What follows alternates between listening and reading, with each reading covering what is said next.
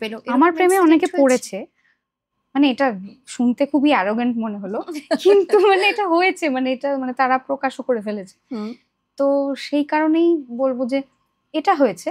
But সেই জিনিসটা যেহেতু খুব বেশি আমার দিক থেকে এগোয়নি, তো সেই জিনিসটা could not proceed any further. মানে আরো বেশি প্রসিড করলে তখন হার্ট ব্রেক হবে বা হার্ট ব্রেক হওয়ার মতো একটা পরিস্থিতি হয়, তো সেই জিনিসটা হয়নি। বাট ভালো লাগা, কাউকে চার্মিং লাগলো বা অনেকের সাথে দেখা হয়, তাদের কারুর ব্যক্তিত্ব ভালো লাগলো, কারুর কাজ কাজ দেখে মুগ্ধ হলাম, তো এই জিনিসগুলো তো খুবই স্বাভাবিক। That does not have to be a relationship or dating necessarily. So সেইটা হয়। বাট আমি নিজে জানি, মানে জেনে শুনে কাউকে কারুর খারাপ লেগেছে আমার জন্য, সেটা আমার নলেজে নেই। এখন জীবনে তো সবাইকে প্লিজ করা প্লিজ সম্ভব করা না। সম্ভব নয়। তো সেটা যদি আমি আনইনটেনশনালি করে থাকি কারোর সাথে, তার জন্য আমি খুব সরি।